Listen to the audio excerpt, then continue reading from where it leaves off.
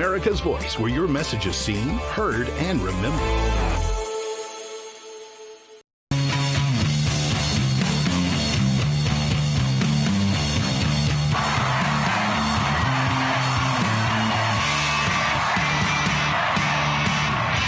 The Charlie Kirk Show starts now. Well, I only have a minute left. Let me ask you, does Ukraine have chemical or biological weapons? Ukraine has biological research facilities, which, in fact, we are now quite concerned Russian forces may be seeking to gain control of. So we are working with the Ukrainians on how they can prevent any of those research materials from falling into the hands of Russian forces should they approach. I'm sure you're aware that the Russian propaganda groups are already putting out there all kinds of information about how they've uncovered a plot by the Ukrainians to release biological weapons in the country and with NATO's coordination. If there's a biological or chemical weapon incident or attack inside of Ukraine, is there any doubt in your mind that 100% it would be the Russians that would be behind it? There is no doubt in my mind, Senator, and it is classic Russian technique to blame on the other guy what they're planning to do themselves. After months of searching through intelligence community holdings and files, today I'm releasing new evidence of long-standing U.S. government funding of more than 120 biolabs in over 30 countries. Now, these biolabs include labs in places like Ukraine, which could be at risk of compromise due to the ongoing Russia-Ukraine war. In fact, the intelligence community had previously warned that a U.S.-funded biolab in Ukraine likely housed dangerous pathogens and remained vulnerable to long-standing threats of Russian attack, seizure, or damage. Now, until now, evidence regarding the full existence and funding of these laboratories had been knowingly withheld from you, the American people. Many of these U.S. government-funded biolabs are currently or have previously engaged in research using hazardous and highly contagious pathogens, and in some cases included dangerous gain-of-function research with very little visibility or oversight. Now, despite the obvious potential for catastrophic global impact that research on dangerous pathogens in biolabs can have, politicians, so-called health professionals like Dr. Fauci, as well as entities within the Biden administration's national security team, lied repeatedly to the American people about the existence of U.S.-funded and supported biolabs. Not only did they lie, they threatened those who attempted to expose the truth. So this release today breaks new ground. How confident are you that there will be a signing this weekend? Because you have come close to sealing a deal, but at the last minute it has fallen apart. And it'll be soon, maybe this weekend. And has the Supreme Leader approved this deal, sir? I understand the answer is yes. And when the deal is signed, is the United States going to immediately lift the blockade? Yes, that's true. That's part of the deal. And you'll have oil prices dropping like a rock. And, sir, have you actually secured an agreement on the discussions about the nuclear material and the nuclear negotiations? Yes, conceptually on that, and nobody's getting close to it because it's buried under a mountain, basically. There's B-2 bombers. But has Iran committed to not pursuing a nuclear weapon, or will there be more negotiations on that down the line? They will not have a nuclear weapon. They've agreed to that. There will be no, which is the whole reason, which is a big part of the reason. Is that going to be in your agreement, sir? They will not only not have, they will not purchase, develop in any way, shape, or form a nuclear weapon. They will not have a nuclear weapon. We have to deal with a Supreme Court that is now a rogue Supreme Court, wiping out black political representation, but also wiping out part of what actually is great within the complex American story. The fact that this country was able to face down its demons, which is what the Voting Rights Act responded to. It was an all-white jury, and again, death is tragic, as you said. 17-year-olds make horrible decisions. Right. I'm not saying that they should not be held accountable in some way for what they do, but a 17-year-old in 35 years, it just... Hi, I'm Ben Cozy. Isn't traveling a pain in the neck? You're cramped, uncomfortable, and forget about At Real America's Voice, we know that you want to be a part of something bigger. That's why we've teamed up with AMAC, the Association of Mature American Citizens, to build a real community of folks who care about faith and our country's future. There is no force on earth that can stop us from saving our country. Want to be a part of this movement? It's easy. Just scan the QR code on your screen right now. That's right. Grab your phone and scan the QR code to join the AMAC and Real America's Voice family today.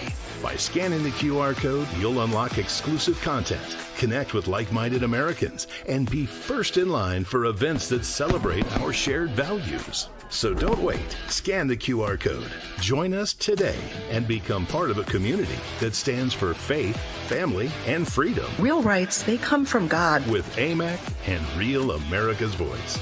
Go ahead. Scan the QR code now. Now is the moment to put your brand in front of an engaged, loyal audience through Real America's Voice. When you advertise on Real America's Voice, you're not just running an ad, you're partnering with trusted voices like Steve Bannon, Charlie Kirk, and other influential hosts. Backed by millions of monthly listeners. What's happening? Because of a Real Voice, man. I watch it all the time. Real America's Voice rocks. Coming from every angle with the will to deceive. Fear not. You found the place for truth. The voice of a generation that still has the will to believe in the greatest country in the history of the world. This is the Charlie Kirk Show. Buckle up.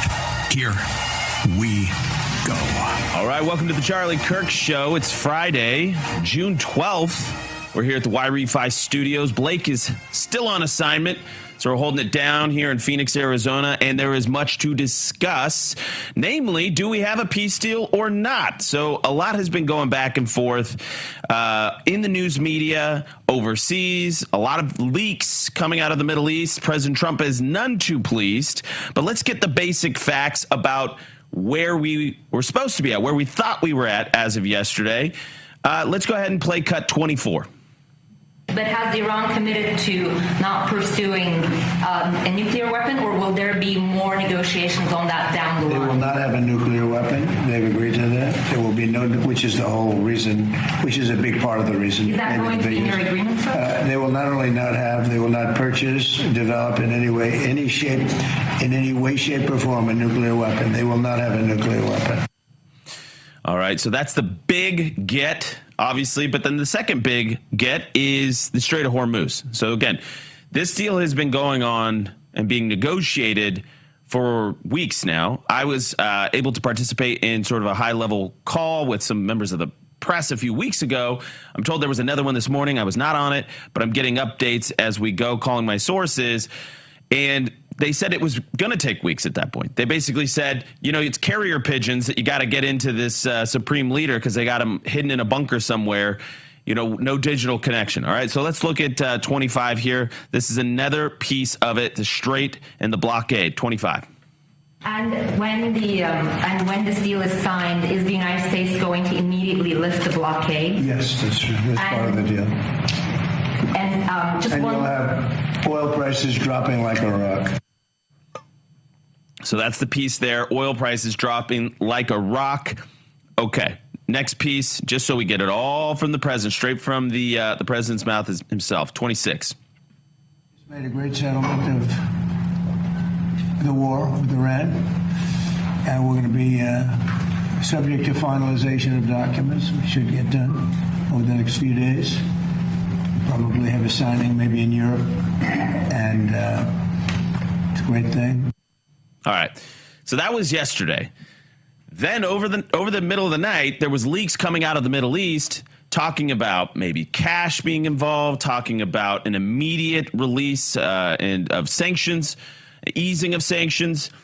Now, the White House, President Trump, J.D. Vance, out in full force, pushing back against that. President Trump calling these people and these leakers dishonorable, some of the negotiators dishonorable, throw up this Truth Social that just came out. He said the terms of that Iran leaked out to the fake news have nothing to do with the terms that were agreed to in writing. What they said, including their weak and pathetic statement on having a deal, bears no relation to the truth. Very dishonorable people to deal with. With them, there is no such thing as dealing in good faith. Amazing. Also, their totally rebuffed drone attack last night against Indian ships, leaving the Hormuz Strait, is totally unacceptable. They better get their act together and fast. J.D. Vance continues on. He said, I'm seeing a lot of fake information about a potential deal to reopen the strait and end Iran's nuclear program. First, the Iranians are not receiving any cash.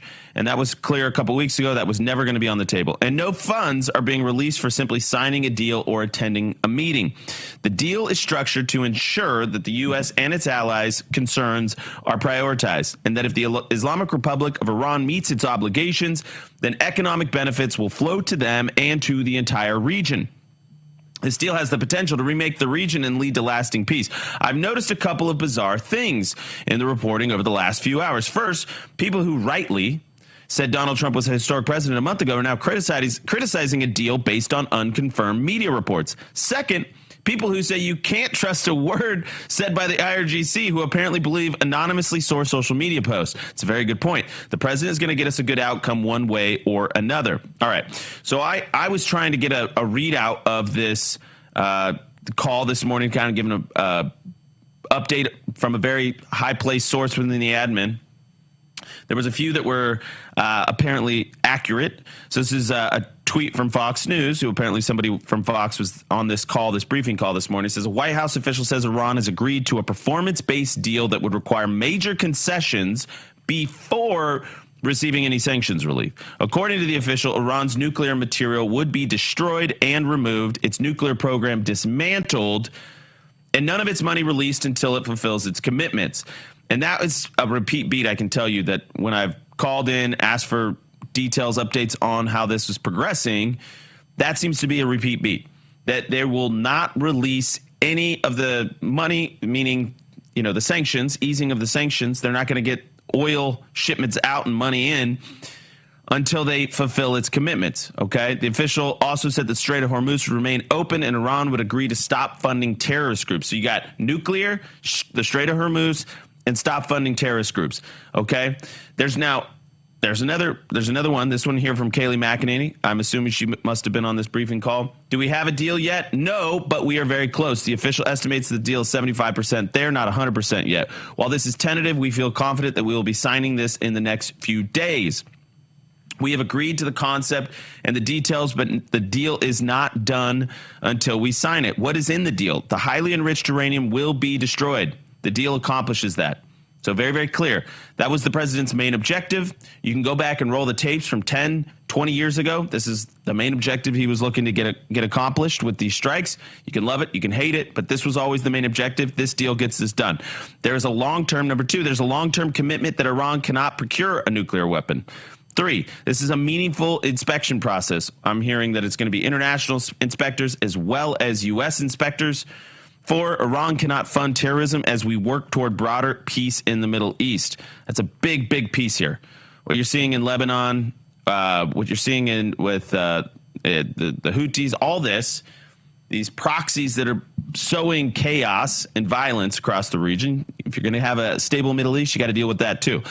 All right, the Hormuz Strait will be open. 5, assets are not immediately unfrozen. Iran must meet its commitments first. Okay?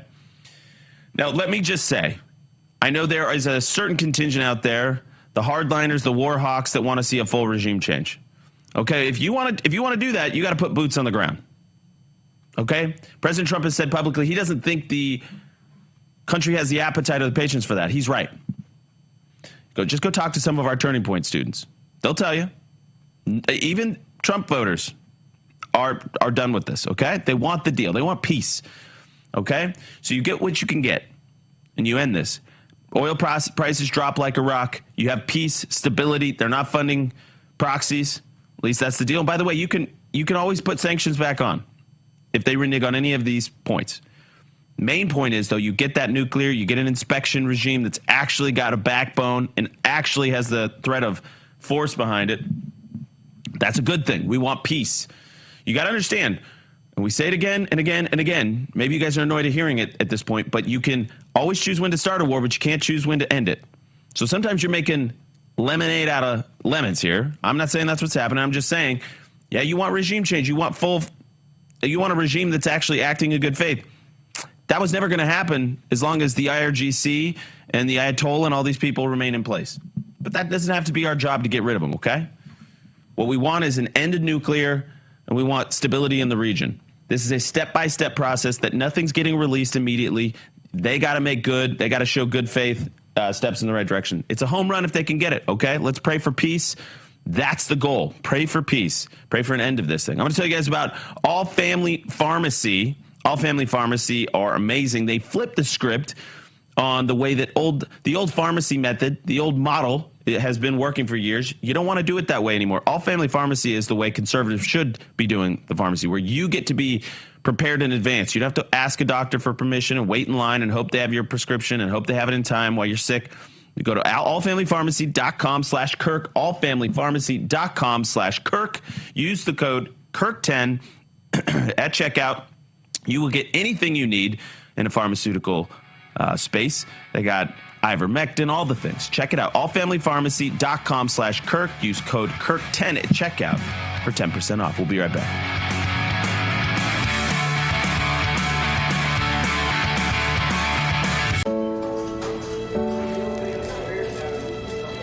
Hey, just want to.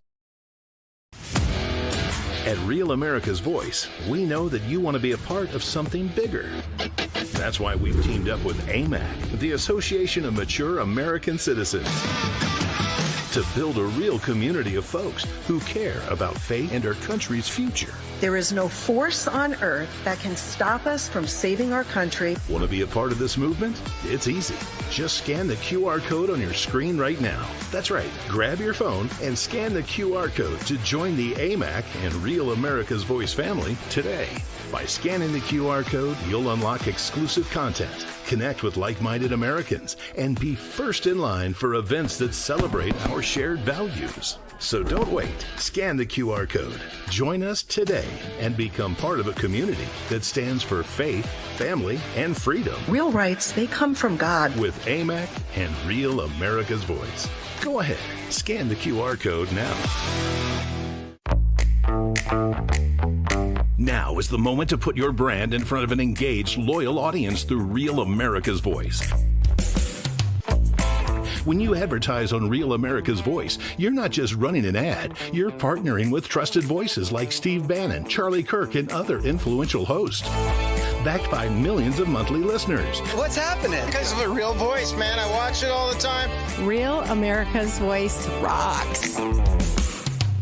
Real America's Voice gives sponsors the chance to put their product front and center, displayed on screen and highlighted by our anchors during exclusive segments and live events. Head to freetrumpknife.com. This means your brand becomes part of the conversation as it happens. Secure your spot before it's too late. Join us today and make your brand part of the news conversation that America's viewers trust. Real America's Voice, where your message is seen, heard, and remembered. Hello, this is Hockey Nut from Weyerhaeuser, Wisconsin. Just saying, tune in to Real America's Voice for the truth.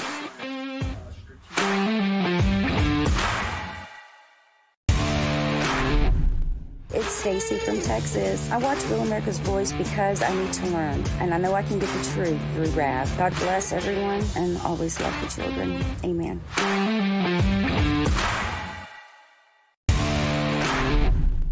I'm Patriot Mermaid, and I'm from West Haven, Connecticut. When the mainstream media wasn't giving us the truth, I went and looked for the truth and found it on Real America's Voice. Come and join us. Come on.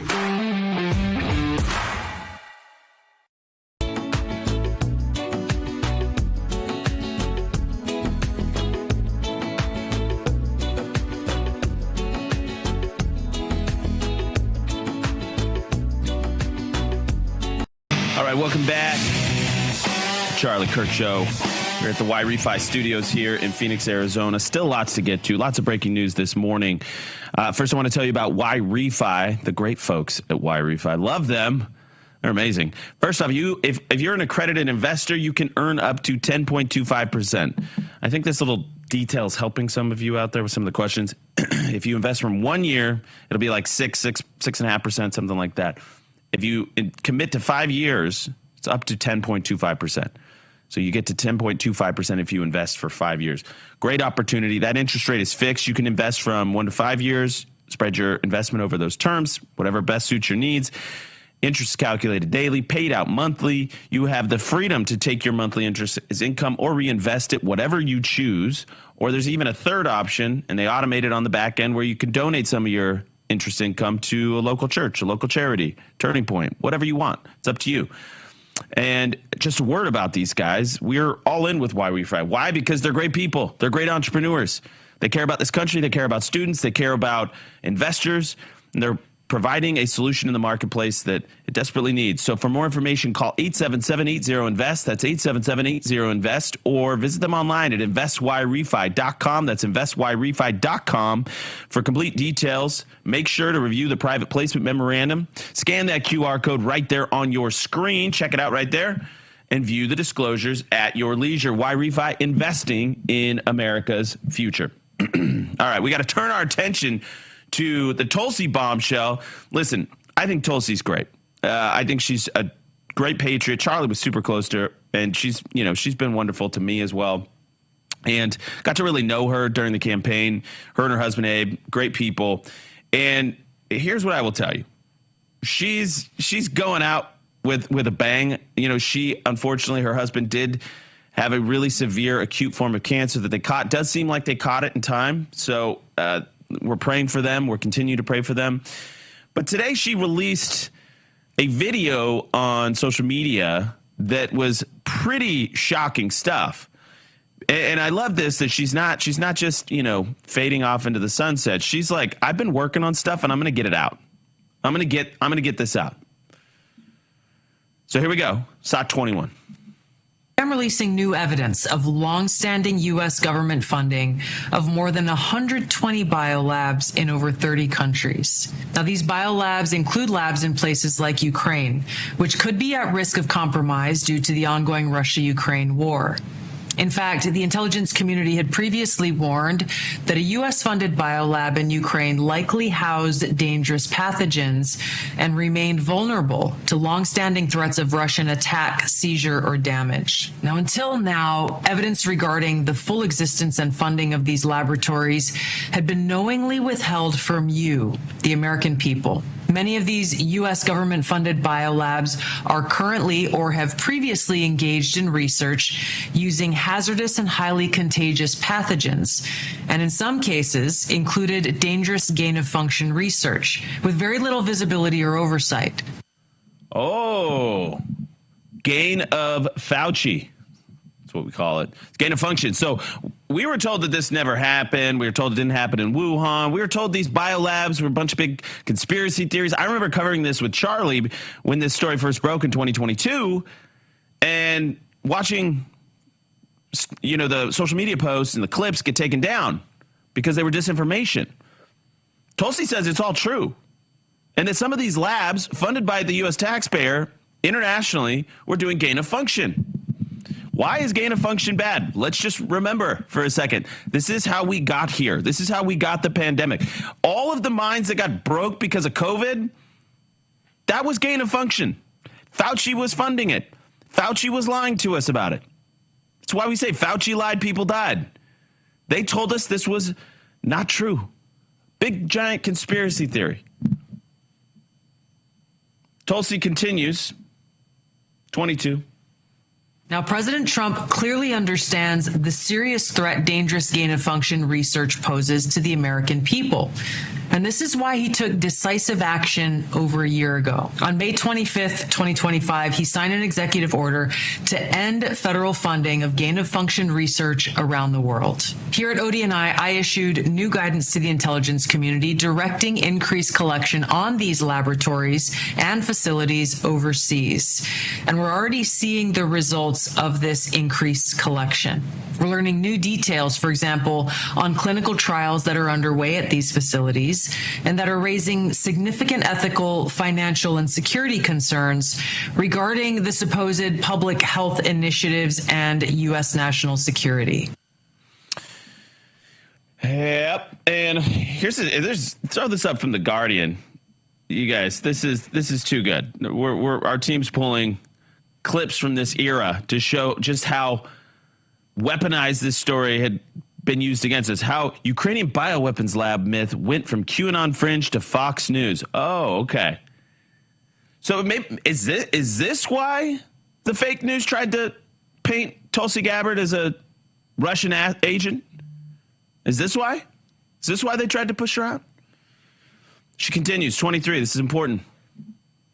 Now, despite the obvious potential for catastrophic global impact that research on dangerous pathogens in biolabs can have, politicians and so-called health professionals like Dr. Fauci, as well as entities within the Biden administration's national security team, lied repeatedly to the American people about the existence of U.S.-funded and supported biolabs. Not only did they lie, they threatened those who attempted to expose the truth.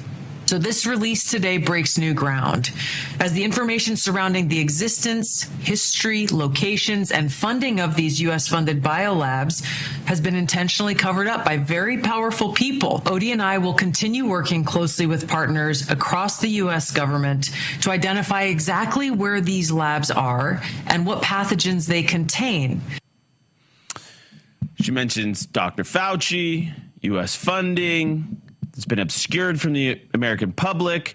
And this is interesting because show this New York Times clip from the headline from that era. Theory about U.S. funded bioweapons labs in Ukraine is unfounded, says the New York Times. Oh, okay. And I remember this clip. This I'll never forget this clip because everybody was saying it was a conspiracy theory, wasn't real. And then Senator Marco Rubio asked Victoria Nuland, who's a real snake, by the way, about it. And everybody was like, whoa, it is real. 28. Does Ukraine have chemical or biological weapons? Ukraine has biological research facilities, which, in fact, we are now quite concerned Russian forces may be seeking to gain control of. So we are working with the Ukrainians on how they can prevent any of those research materials from falling into the hands of Russian forces should they approach. Biden pardons Fauci, Milley in the January 6th panel. A full and unconditional pardon for Dr. Fauci. Makes you wonder why. We'll be right back. Check this out. Behind this curtain is an outdated bath and... Let's go! Rav family, it's time to stand up and fight back. We have to be tough. Join fellow patriots at the America First Warehouse for AMAC's Boot Camp for Patriots. Yes, sir! An incredible 2-day event designed to teach you how policy gets implemented, how grassroots movements create change, and how you can help shape the future of America. Proud and free and standing tall. On June 19th, don't miss Real America's Voice live on site with a special taping of Live from Studio 6B, The Freedom Truck, live music and barbecue. And on June 20th, it's Vendor Village, followed by AMAC's Boot Camp for Patriots live event. Tickets are limited and going fast. Scan the QR code now and reserve your spot today. 2 days of training, fellowship, and action brought to you by AMAC. Get your tickets now before they're gone. Hey folks, it's your friend John Rich. I co-founded Old Glory Bank because we heard too many stories about people getting canceled by their bank because they didn't agree with their politics. The government wanted to know where you shopped. If you bought a Bible or you shopped at a sporting goods store, you're probably on a list. We created Old Glory Bank because America needed a bank that would protect their privacy and security. Exercising your constitutional rights is not a criminal activity, and neither is loving your country. At Old Glory Bank, we stand with you. I'm a J6er. I spent 1,143 days in prison. About a year in prison. We were prosecuted, persecuted. J6ers have been treated like terrorists. And we need your help. Stand in the Gap was founded to stand in the gap for J6ers working to rebuild their lives after being incarcerated. For just $10 or more, you can help these patriots get back on their feet again. Every dollar you give is being matched up to $50,000. Go now to j6support.com and donate today. Hi, this is Kelly Renee from Northern California Hills, MAGA country. The reason I watch Real America's Voice is for the faith, the family, and the freedom. Giddy up!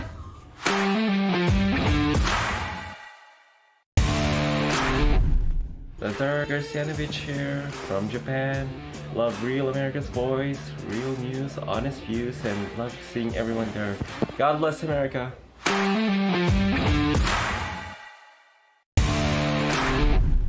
My name is Kyle. I'm with Real America's Voice because we can chat with each other, the host, even management. We are the RAV family, and we're better together.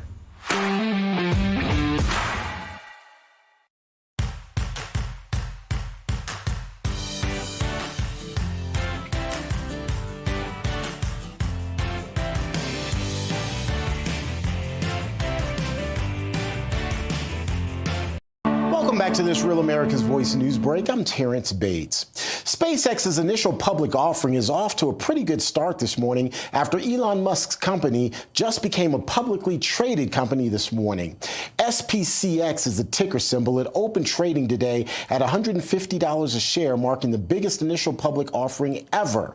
The reusable rocket company says it is raising $75 billion by selling 555.6 million shares for at least $135 apiece. Musk says he's taking SpaceX public in order to raise capital for what he describes as a, quote, significant growth phase. SpaceX is valued at $1.77 trillion, making it the seventh most valuable American company ahead of Tesla, which is Musk's electric vehicle company. President Trump says the U.S. and Iran could finally come to terms on a deal to end the war as soon as this weekend.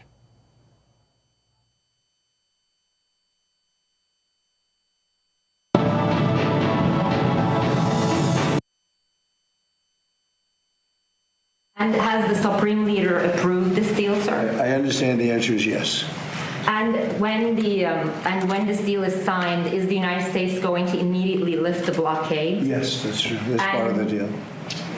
And you'll have oil prices dropping like a rock.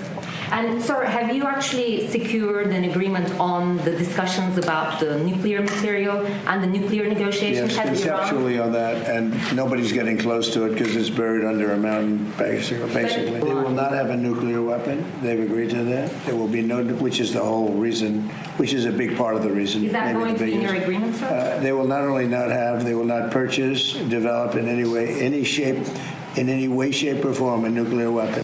Well, the president's optimism may be a bit short-lived as he just posted this message on Truth Social a few hours ago. The commander-in-chief writing, the terms that Iran leads to fake news, or leaked to fake news, have nothing to do with the terms that were agreed to in writing. With them there is no such thing as dealing in good faith, he writes in part. We'll continue to monitor this for you. That's a quick check of your headlines.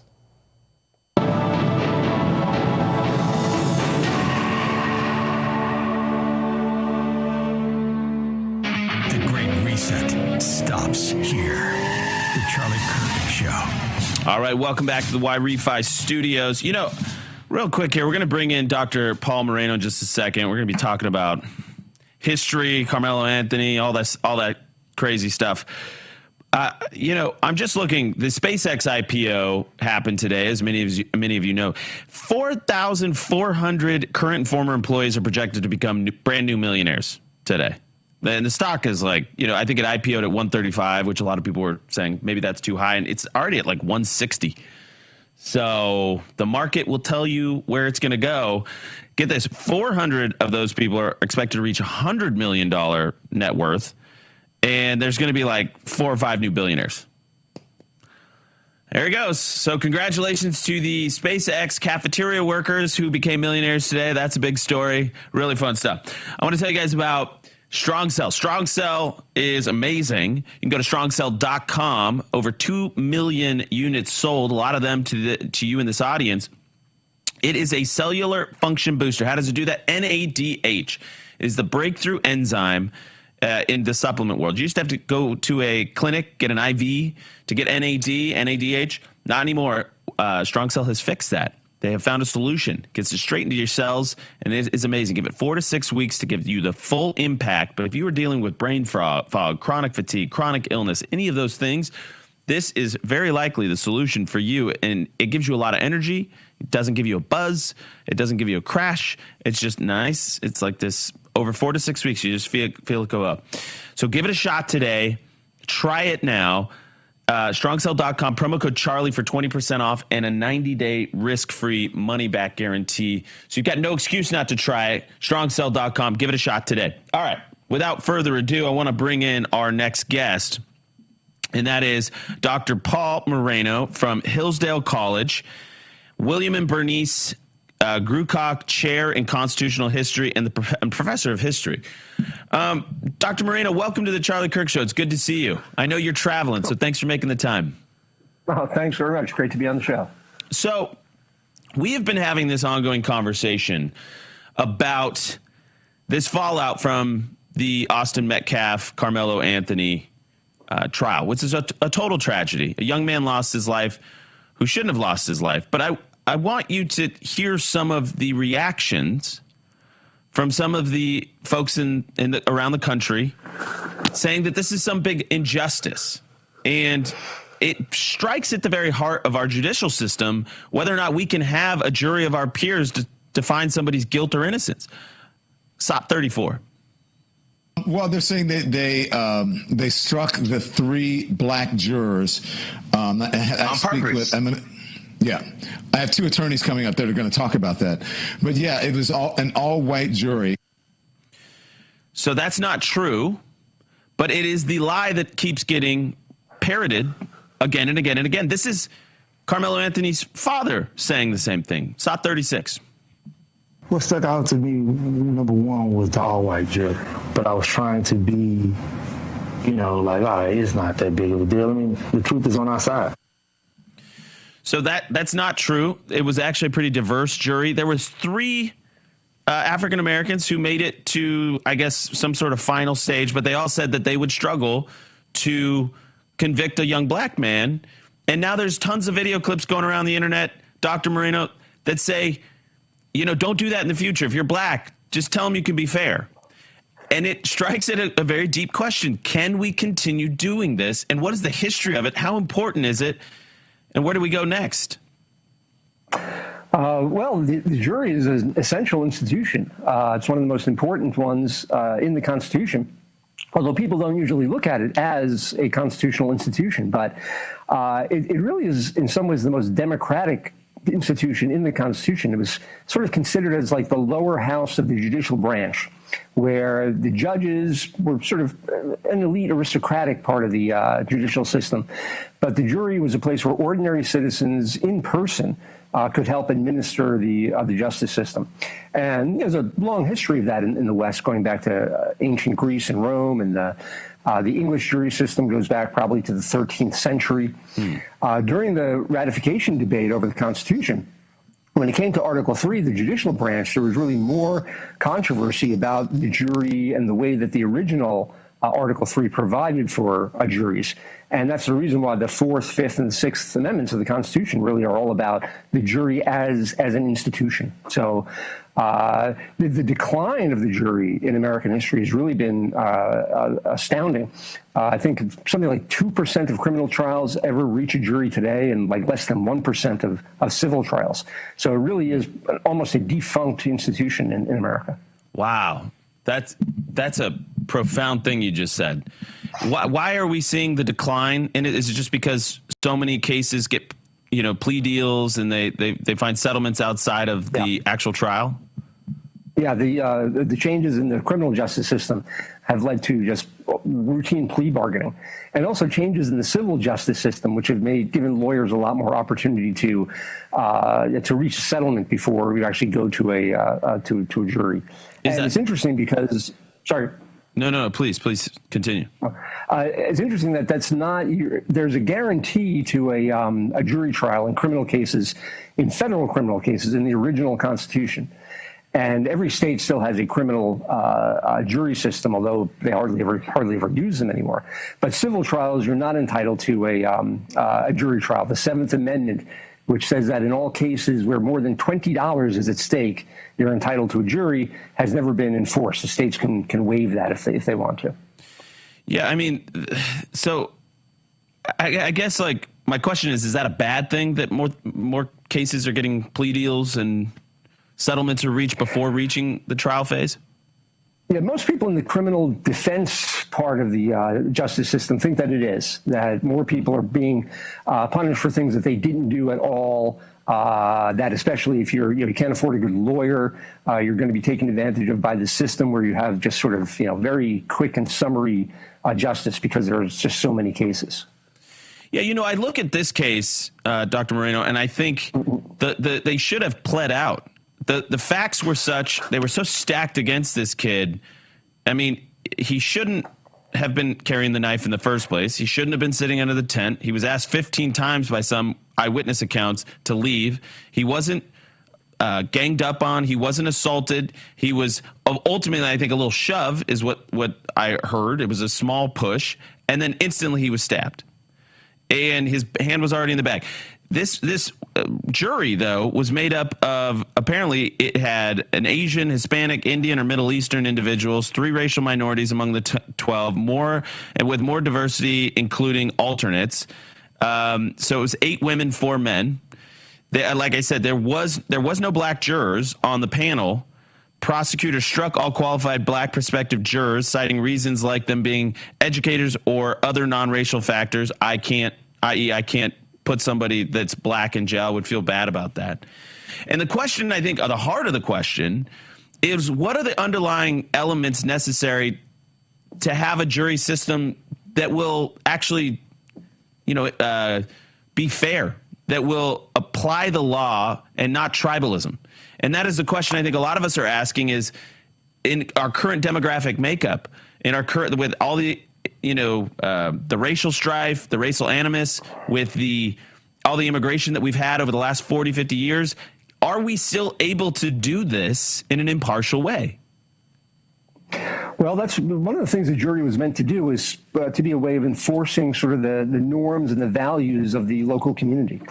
And when you have communities that are so divided as Americans are today, along racial and other lines, as you say, it becomes a lot more difficult to do that. Then jury trials become a way of people reaching results based upon those racial or other sort of status factors.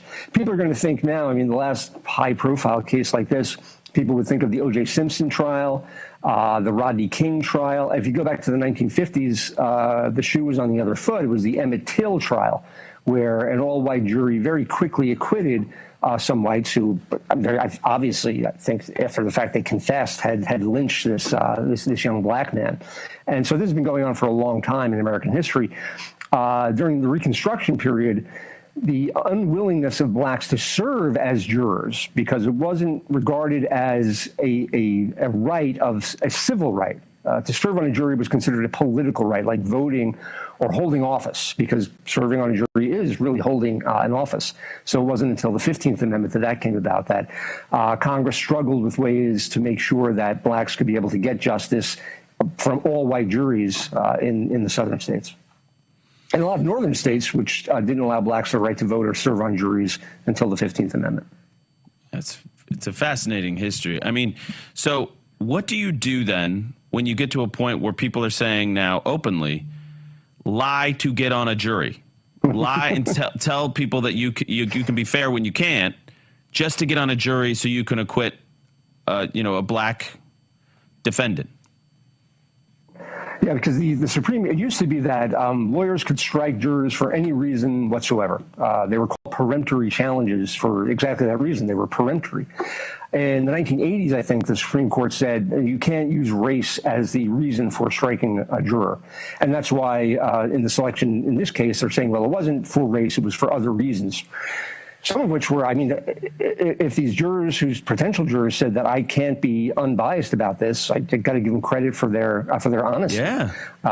And for, you know, if people can't believe that a jury of a particular race can do justice when the defendant is of another race, I don't know how wide that sentiment extends and how often high-profile cases like this would come up. But as I said before, it's not the first time in even recent history that we've had high-profile racialized controversy like this.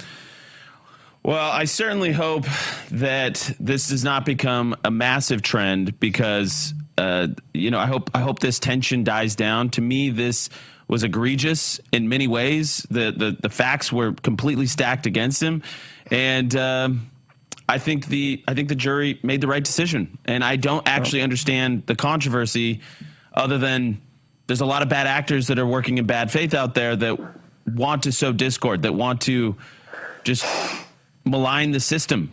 In this instance, the system did what it was supposed to do. This kid was clearly guilty. Eyewitness accounts, the evidence, yeah, he should be held accountable. And people are upset about that. You know, I don't understand what they're upset about other than that he's a black young man. I don't know. Final 20 seconds to you, sir. Oh, the other factor is this is Texas, and Texas is a death penalty state. And if the charge here is murder, then there are a lot of people who have compunctions about convicting people for murder. Whereas, and this is kind of a plea bargaining thing, if you reduce the charge to manslaughter with a prison term, more people might be comfortable with that.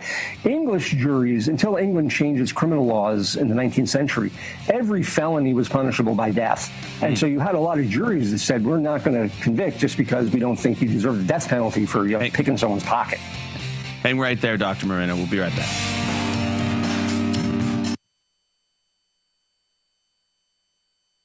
Everybody hates Beth. She eats all the food she loves and stays slim. Kim starves herself. Let's go! Rav family, it's time to stand up and fight back. We have to be tough. Join fellow patriots at the America First Warehouse for AMAC's Boot Camp for Patriots. Yes, sir! An incredible 2-day event designed to teach you how policy gets implemented, how grassroots movements create change, and how you can help shape the future of America. Proud and free and standing tall. On June 19th, don't miss Real America's Voice live on site with a special taping of Live from Studio 6B, The Freedom Truck, live music and barbecue. And on June 20th, it's Vendor Village, followed by AMAC's Boot Camp for Patriots live event. Tickets are limited and going fast. Scan the QR code now and reserve your spot today. 2 days of training, fellowship, and action brought to you by AMAC. Much more energetic than I have in the past. Over the course of time, I lost a total of 25 pounds. So thank you, Amistad. Almacet is all natural, supports healthy blood sugar levels, and it's diabetic friendly. Some weight loss plans have you feel weak and hungry, but Almacet will renew your energy, and you can lose weight and feel great. Almacet's unique protein can truly absorb in your body and aid with weight loss. Studies showed Almacet helps you lose double the weight compared to other diets. The fact is, Almacet works, and I highly recommend it. Go to almacet.com now to get started for just $39.99. That's $4 a meal. We guarantee you can lose weight or you'll get your money back. Be like Beth and get the unfair weight loss advantage with Almacet.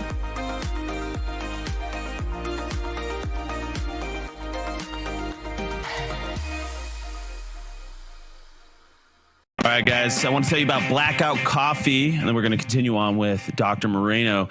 If you are drinking coffee every day, why are you still overpaying for it? I drink coffee every day. I got my Blackout Coffee right here.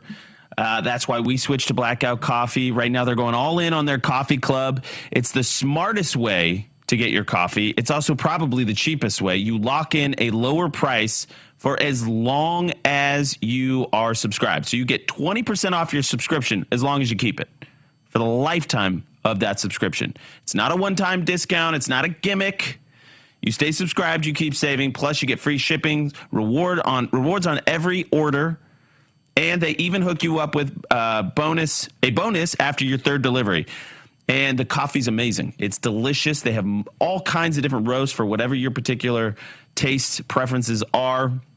Small batch roasted, shipped fresh, and it actually tastes like real coffee should. It's not that burnt stuff that the corporate behemoths do. All right. So right now, go to blackoutcoffee.com/Charlie. That's blackoutcoffee.com/Charlie. And start your subscription today. That's blackoutcoffee.com/Charlie. Lock in 20% for life and stop thinking about coffee ever again. Just shows up at your door. You don't have to think about it anymore. All right, Dr. Moreno, we're going to continue on this topic because I think it's important.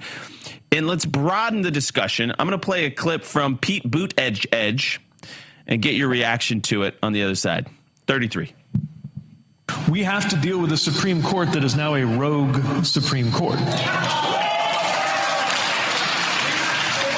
To see them eviscerate the Voting Rights Act is to see them reverse some of the most important progress this country ever made. Wiping out black political representation, but also wiping out part of what actually is great within the complex American story. Okay, so now you see what's happening here. It's not just delegitimizing the juries. It's not just delegitimizing a verdict in a very clear case involving Carmelo Anthony and Austin Metcalf. Now we got to talk about the Supreme Court. We're going to pack it. We're going to do everything we can to get our way politically and ideologically. What do you make of that clip from Pete Buttigieg? Well, I just read today that the Trump administration is really taking on the disparate impact standard of discrimination. That's really what all this voting rights controversy is about. The idea that enforcing the 14th and the 15th Amendment is about racial proportionalism, that we assume there's discrimination unless blacks or whoever are represented in proportion to their percentage of the population in every field of human life. And the Reconstruction Amendments were never meant to do that. Congress overstepped its bounds, I think, in Title VII of the Civil Rights Act and in the Voting Rights Act. And the court went along with that in the 1960s and 70s. And now the Roberts Court is beginning to, I think, contain some of these excessive interpretations of the Reconstruction Amendments. So the court is, I think, right now trying to undo some of the bad decisions that it made in the past. And I think it's completely right for them to do that. I love what you just said, Dr. Moreno, for a number of reasons. Namely, Charlie felt the same way. I mean, Charlie said it very bluntly that he thought that some of the Civil Rights Act was a mistake, and he took a bunch of incoming for it. It's not that he didn't, support the intent, but what he was talking about was this excessive, maybe language within the Civil Rights Act and the Voting Rights Act that they're correcting now. But talk about a little bit more detail, because I really want the audience to absorb this. Disparate impact. What is it? And why has it been misinterpreted? And then you said Section 7 of the Civil Rights Act. Unpack that a little bit more. Yeah, because the Civil Rights Act of 1964 is a long bill. Section 2, almost nobody would have any argument with. That was about segregation, Jim Crow in places of public accommodation. But can I pause you right there? Sure. This is what happens in this argument. If you criticize anything within the Civil Rights Act, they go, oh, what do you want, segregation again? Do you want Jim Crow? No. We're not talking about Section 2. It's a big old bill. So let's be very specific. Continue. Sorry, I just had to. Right. Exactly. And that was the most controversial part of the Civil Rights Act. And that's what most people thought the civil rights movement was all about. Title VII is about employment in private discrimination. It wasn't part of President Kennedy's original proposal for the civil rights bill. It was put in by congressional liberals. And there you can make a constitutional argument that really goes beyond Congress's power to regulate commerce among the states. But even if you accept that justification for Title VII, the idea that discrimination is proved on the basis of statistical disparity, this is the disparate impact standard, that is just, I think, a bridge too far. Because when the Civil Rights Act was being debated, almost everybody said discrimination is defined here as it was always understood, an intentional act treating somebody differently on the basis of their race. And now it has become not about individuals, not about treatment. It's become about equal group outcomes. Justice Scalia referred to the interpretation of the Voting Rights Act as a racial entitlement to a certain proportion of elected officials. It's so important what you're saying. And what you just said is really important. I remember reading about this a lot in Christopher Caldwell's book, Age of Entitlement. And so let's just lay the timeline out here. JFK gets assassinated November 22nd, 1963. And he was working on a version of the Civil Rights Act. So he gets assassinated. The Civil Rights Act of 1964 was passed by Congress and signed into law on July 2nd, 1964. So about, let's say, 7 months later. About 7 months later, it's signed into law. And Lyndon B. Johnson, I mean, this was a huge initial effort for him to win black support, to sort of, and they pitched to the country a mourning country, a devastated country, as a way to sort of fulfill JFK's memory and legacy. But it ballooned, and you made that point that it was liberals within the Congress, the progressives in the Congress, that packed it full of all these other things that weren't originally part of his vision, namely Section 7. With this proportionate representation, proportional entitlement. These are these little history nuggets that get lost, but they're extra constitutional. They're very against what the foundations of American society. So it's good that the Roberts Court is actually addressing these things, but obviously progressives are losing their minds about it. But it's so important that our audience understands the history of how we got here and what it's going to take to correct a historic wrong. Final 30 seconds to you, sir. Yes, in fact, that goes back to because John F. Kennedy was very reluctant about taking on the civil rights issue because Southern segregationists were sort of the core of the Democratic Party. They chaired all the important committees in Congress. So Kennedy was like this. FDR was like this before him. But Johnson was able to turn JFK into a sort of a martyr for the Civil Rights Bill. He really played it politically very deftly, and was able to break the Senate filibuster. And back then, this filibuster was a 2/3 majority required to end debate. So you're right, the assassination of John F. Kennedy really was the turning point. But that event had to be, told in a certain way to sell the connection. Dr. Moreno, this was excellent. Thank you so much for making the time. I hope our audience got a lot out of that. Hillsdale College is the best. Charlie for Hillsdale. Check it out. Ask Us Anything comes up next. Hear about how we should take care of our disabled veterans. Let's go! Rav family, it's time to stand up and fight back. We have to be tough. Join fellow patriots at the America First Warehouse for AMAC's Boot Camp for Patriots. Yes, sir! An incredible 2-day event designed to teach you how policy gets implemented, how grassroots movements create change, and how you can help shape the future of America. Proud and free and standing tall. On June 19th, don't miss Real America's Voice live on site with a special taping of Live from Studio 6B, The Freedom Truck, live music and barbecue. And on June 20th, it's Vendor Village, followed by AMAC's Boot Camp for Patriots live event. Tickets are limited and going fast. Scan the QR code now and reserve your spot today. 2 days of training, fellowship, and action brought to you by AMAC. Get your tickets now before they're gone. Hey folks, it's your friend John Rich. I co-founded Old Glory Bank because we heard too many stories about people getting canceled by their bank because they didn't agree with their politics. The government wanted to know where you shopped. If you bought a Bible or you shopped at a sporting goods store, you're probably on a list. We created Old Glory Bank because America needed a bank that would protect their privacy and security. Exercising your constitutional rights is not a criminal activity, and neither is loving your country. At Old Glory Bank, we stand with you. I'm a J6er. I spent 1,143 days in prison. About a year in prison. We were prosecuted, persecuted. J6ers have been treated like terrorists. And we need your help. Stand in the Gap was founded to stand in the gap for J6ers working to rebuild their lives after being incarcerated. For just $10 or more, you can help these patriots get back on their feet again. Every dollar you give is being matched up to $50,000. Go now to j6support.com and donate to. He's a debater, famous debater. People were crying, people were screaming. It was a nightmare. The great and even legendary Charlie Kirk is dead. Take a look at what happened.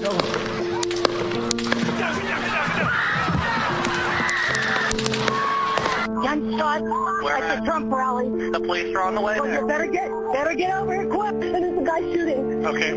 He's been shooting up the place. They just tried to kill President Trump. Multiple shots were fired at Trump National Golf Course. The armed suspect camped outside the golf course for nearly 12 hours. Shots were fired at the White House Correspondents' Dinner. This is the third attempt on President Trump's life in just 2 years. Everyone ducked, got on the floor. People were underneath tables. No one knew what was going on, and President was rushed off stage. The vice president was rushed off stage.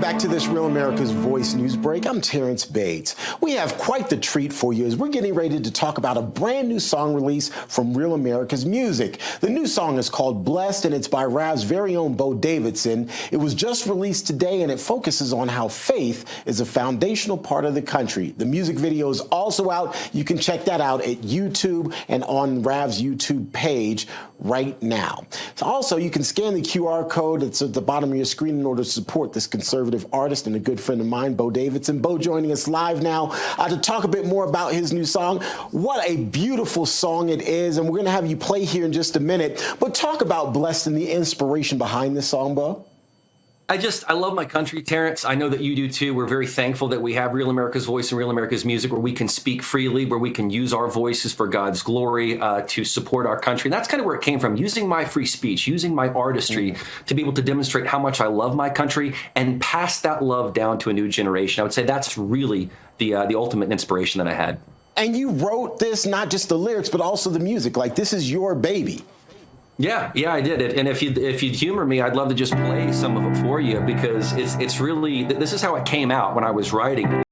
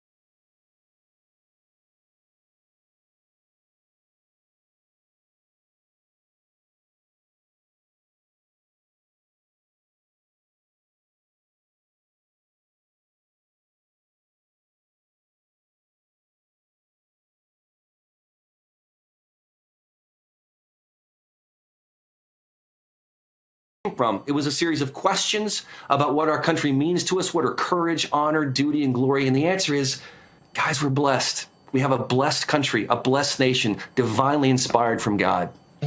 Bo, obviously, I know you and I have a bit of a personal relationship, so I already know the answer to this. But for our viewers who may only know you kind of from the news side of this operation, talk about your background, particularly as it relates to performing and that kind of thing, and musically. Well, we have the connection to Memphis, Tennessee. I was born and raised in Memphis, Tennessee. You've got the soul sounds, the stack sounds, Elvis Presley in your blood. Music is second nature. We don't speak in Memphis, we sing. And I was doing the talent shows, the same talent shows Elvis Presley did, the Mid-South Fair Youth Talent Contest, went to school at Northwestern University for classical voice and opera. But ultimately, that Memphis thing, Terrence, stays inside you. So my path to Real America's Voice is interesting because I started out as a performer. And then because of my education using political science, I started seeing this path of merging my political realm with my musical realm, and this beautiful marriage of minds kind of happened. So it's just, thank God that I was able to do both. And Bo, I'm just going to go on and preach a little bit and say God is guiding you because obviously there are a couple of songs that we've played now of yours, Blessed being the very latest, but you're working on the whole album, and don't stop here. Yeah, I did. We Remember from Memorial Day. I've got some others coming up. I've done the duet, The Prayer, that Andrea Bocelli has done before. And I'm getting back into my really creative spirit, and thankful to Real America's Music for giving me this platform. We do want you to download the song, not because of monetary reasons or for ego purposes. It's really to show the world that we can have music that is pro-military, pro-America, pro-God, pro-faith, and to show the Billboard charts and the music industry that we are here to stay. We're going to make an impact for our country in its 250th year. The song is called Blessed, and Bo, you definitely are blessed, not only with a beautiful voice, but a beautiful spirit, my friend. Appreciate you and appreciate the work you're putting in. There's a QR code at the bottom of your screen, folks. Go ahead and click that QR code and download the song now.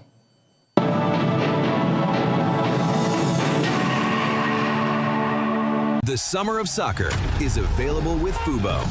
Stream your favorite players. Let's go! Rav family, it's time to stand up and fight back. We have to be tough. Join fellow patriots at the America First Warehouse for AMAC's Boot Camp for Patriots. Yes, sir! An incredible 2-day event designed to teach you how policy gets implemented, how grassroots movements create change, and how you can help shape the future of America. Proud and free and standing tall. On June 19th, don't miss Real America's Voice live on site with a special taping of Live from Studio 6B, The Freedom Truck, live music and barbecue. And on June 20th, it's Vendor Village, followed by AMAC's Boot Camp for Patriots live event. Tickets are limited and going fast.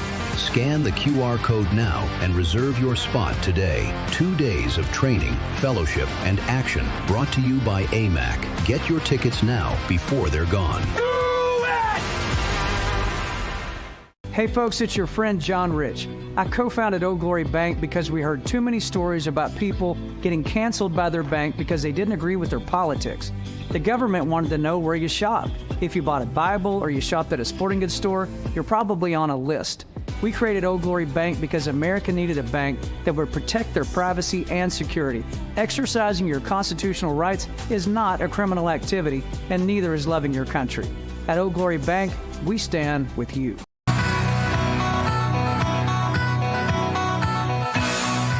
All right, welcome back. Hour 2 of the Charlie Kirk Show is upon us, and it's Friday, which means for our members, members.charliekirk.com, members.charliekirk.com. If you join up there and you become a subscribing member of our community, then you get to come on the show on Friday and ask us whatever is on your mind. Nothing is off limits. You can ask whatever you want, and it's a great, great time. We always love it. And by the way, most of the time we do these, one of the clips ends up going viral for good or bad reasons, but that's kind of part of the fun.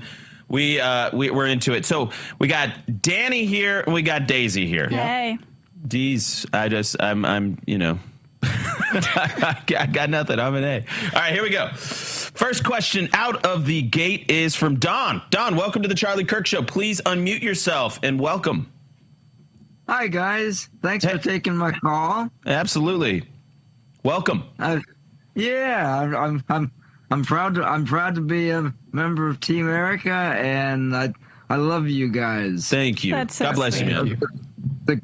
The question I have is a couple of weeks ago the House voted to tell Trump he couldn't go to war no more, and I just wondering, I think I know what that really means, but wanted to hear your thoughts on it. Yeah, I mean, I got a bunch of thoughts on it. Basically, to bring our audience up to speed, though, the vote happened June 3rd, I believe. Like a week ago. Yeah, exactly. So it's got very limited ability to impact Trump's ability to prosecute the war or not. It's mostly viewed as a symbolic gesture, a symbolic rebuke. It passed, I'm looking here, 215 to 208. 4 Republicans, Thomas Massey, Brian Fitzpatrick, Tom Barrett, and Warren Davidson, joined the Democrats. And in its language, it sort of says, hey, you got to withdraw your American troops, U.S. troops from hostilities with Iran unless we declare a war. Okay. A lot of people think it's unconstitutional. The Senate has advanced a similar measure, really, really narrow margins. It doesn't have the weight of law behind it. Essentially, it doesn't go to the president's desk to sign or to veto. So it's limited real effect on Trump's powers. But I would also add another point is that the individual most, it seems, consumed, obsessed with getting peace and finding a resolution to the conflicts is the president himself. So I'm not sure what they were trying to sort of communicate here. I mean, the president has spent the last 2 days trying to get the peace deal with a very difficult negotiation over the finish line so that we can open the strait, we can remove the blockade, that we can get the nuclear dust, that we can ensure that Iran never has a nuclear weapon again. And again, I was not in favor of going in. I was not in favor. I can say it till I'm blue in the face, and it's like some people will never hear me say that. I really wasn't. I don't want Iran to have a nuclear weapon, but President Trump made the decision to do it. And so at that point, you want him to win, and you want him to get what he went in for, and you don't want it to be in vain, okay? So I would say I don't know what they're trying to communicate. The president wants peace. The president's been working towards peace. He wants to get this peace deal done. J.D. Vance is very behind him and is working tirelessly to get it done. So I don't know what the House and the Senate were trying to get accomplished here other than trying to hamstring the president in the middle of a high-stakes negotiation. So yeah, it seems like a dumb thing to do to me as well. Yeah, I genuinely don't. Yeah, these symbolic votes just seem like a waste of time. Yeah, it's like, listen, can you pass the Save America Act here? Yeah, really. Yeah, that's what we want. I hope that answered your question, Don. It did. Thank you. God bless you, man. Thank you for being Team Erica, of course, and Team Turning Point. David, welcome to the show. You're up next. Welcome, and please unmute yourself. Hey, how we doing today? Doing great, David. What's your question? Excellent. My question is, and I'll make it quick. We're in California. We voted early because everybody said that we should vote early. So basically what happened is that it seems that the Democrats saw what they needed and started flying in ballots. What are we supposed to do, or in your opinion, what should we do in December or in November? November, yeah. So, you got to think about voting in states that have early voting, which is the vast majority of them.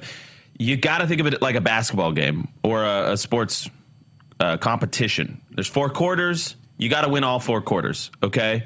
You got to win early when it starts. You got to win early in person, late early. Then you got to win in person. So you got to kind of play it on all fronts. So you didn't do anything wrong by voting early by any means. Have you checked the status of your ballot, by the way? Did you get any letters for, requesting your, to redo your signature or anything like that? Did you check it? I checked it. I kept checking it because I wanted to make sure there was cheating going on in it. It kept saying that mine was accepted and counted. Okay. All right. Well, good. So here's what I would say. But we did have people in our group that they said the signatures didn't match, so they threw their votes out for certain people. Did they get a chance to redo their signatures and get their votes counted? Afterwards, yeah. Okay. Well, that's the process. Curing the ballots is a legal process. So what I would say is a couple things. First of all, we are for in-person voting, day of, paper ballots. That's what we want, right? And we want the Save America app passed. So you have to prove your citizenship. You have to prove your identity. You have to show an ID. All of those things are very important. Until we get there, especially in places like California, especially for mayoral races and gubernatorial races, which they could still mandate whatever rules they want because that's the dividing of the powers here in the United States. What the Save America Act will affect federal elections, right? So when you're voting for president and Congress and all that stuff. So there's going to still be problems at the state level, regardless of what we do. California does have a signature verification or a voter ID a resolution that's going to be on the ballot in November that does seem to be popular with even the people of California. So we're going to work to help get that passed. And I think it's going to add some wind in the sails. But Charlie used to say this all the time, and Danny and Daisy will remember this, that the movement is too big to fit into one day. So when we tell you vote early, what we're saying is don't get on election day and realize you're sick or get a flat tire or something, some emergency comes up and you don't get a chance to vote. Get the ballot in. Go. What I had to do last election, I was still in California. I took my ballot into the voting center the day before, and I dropped it in personally because I knew I was going to be busy all day with the election. Yeah, that's what we were just talking about. What day we typically like to vote. I agree that I like to go in person, day of, civic duty, get the sticker. There's a great energy. But last year, I mean, we were here. Yeah, literally for 48 hours in a row. So I was like, 2024. Yes. 2024. I can't believe that was almost 2 years ago. Wow. Yeah. That a lot of us actually filled out our ballots and then went to drop it off that day or went to vote early. But locally, local elections, I like to vote day of. Yeah, I always vote day of. I don't trust it. It's very simple for Danny. Well, I'm from Chicago too, so our elections are run very similar to LA. Yeah. So I'm always worried about it, so I always vote in person. Listen, and you're not wrong for being suspicious. I mean, we had Bill Asaley on the show, the first assistant U.S. attorney to the Central District of California, and he said that the fraud is just baked in. The fraud, it's structural fraud, and it needs to be dealt with. It needs to be litigated. It needs to be prosecuted. There's only so much he can do when the system is so screwed up. When you have mass mail-in voting and lacks ID or no ID, that's all they need. That's all they need to cheat. All right. I want to tell you about Strong Cell, strongcell.com. We love Strong Cell, although my box is not here today, so that's not good. I need to get more I'll get Strong us some Cell. more, yeah. All right. So strongcell.com, promo code Charlie to get 20% off. You got some over there? Yeah. I want them. Blake Here we had go. some Blake's stashing them away. So here we go. Thank you. All right. So NADH powers the mitochondria in your cells. The mitochondria are the power centers for your cells. So chronic fatigue, chronic illness, this will address it, I believe. And if you don't find it to be that way, you get a 90-day risk-free money-back guarantee. So you get your money back anyways. There's no risk involved. And with the promo code Charlie, get 20% off at checkout. Check it out today, strongcell.com. We keep getting flooded with emails from you, people that have tried it and love it and are seeing a huge benefit. So thank you for that. Strongcell.com, promo code Charlie. We'll be right back. Old school online security tools leave you half. Let's go!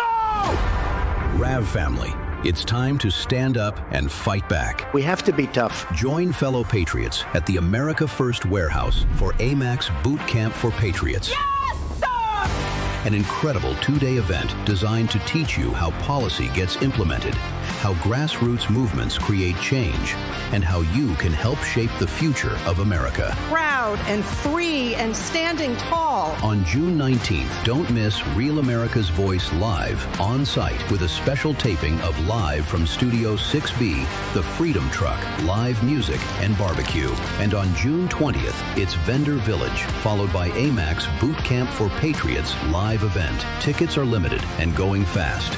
Scan the QR code now and reserve your spot today. 2 days of training, fellowship, and action brought to you by AMAC. Get your tickets now before they're gone. Hey folks, it's your friend John Rich. I co-founded Old Glory Bank because we heard too many stories about people getting canceled by their bank because they didn't agree with their politics. The government wanted to know where you shop.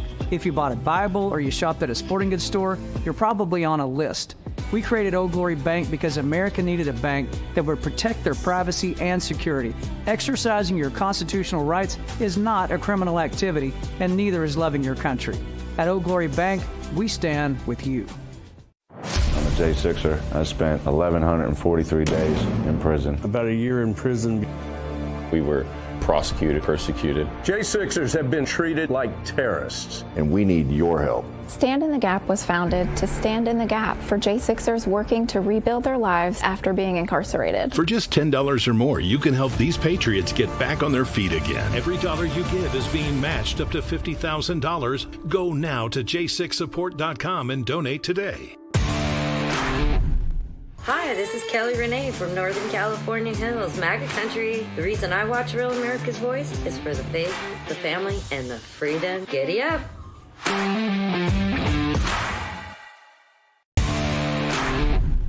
Lazar Garcianovich here from Japan. Love Real America's Voice, real news, honest views, and love seeing everyone there. God bless America.